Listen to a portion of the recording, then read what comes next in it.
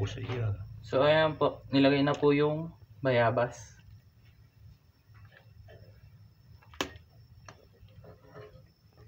Hihintayin na lang pong kumulo yan, tapos ilalagay na yung yung kangkong. Ayan, ilalagay na po yung katawan ng kangkong. Uunahin po yan kasi medyo matagal po yan palambutin. Ayan, ilalagay na. Tapos ang isusunod po natin ito. Ito, sitaw.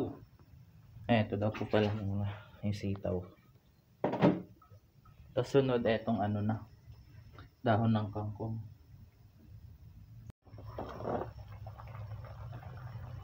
Ayan po, nilagay na po yung sitaw.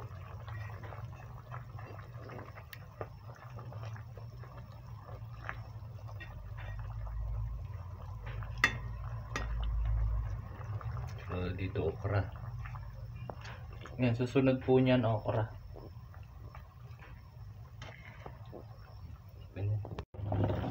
Ayan, okra na po. Malapit na po yung maluto. Kaya po kulang yan. Walang labanos kasi hindi umabot yung yung pambili. Ito pa, lagay sili. Ayan, tas siling berde. Siling pansigang.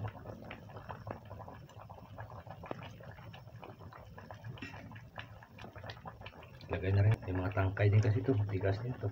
Ayan po, tas ilalagay na po natin yung dahon ng kangkong. Isang puno ba? Ilang. Tinaw pa niya. Nalagay ni kangkong. Tapos hihintayin na lang pong lumambot yung dahon ng kangkong, tapos okay na po siya. Luto na siya. Ayan, eto pa. Hindi na kasya.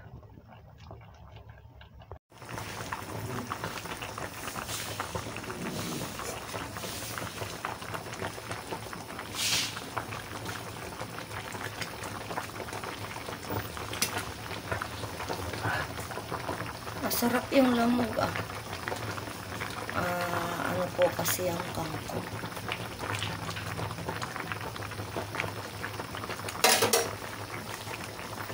Yan po ang sinigang na talapia sa bayabas. Ito po ang ulam namin for today. Yan mga anak, luto na po ang ating sinigang na tilapia sa bayabas. Yan po. Kain na po tayo. Kain po. Ito po ang aking ulam. Ito po ang aking kanin. Baka akala nyo po madai yan ha. Plus, patis na may sili po. Yan. Kain na po tayo mga anak. Salamat po sa panonood. Ingat po kayong lahat. God bless us all po. Bye-bye. Love you all.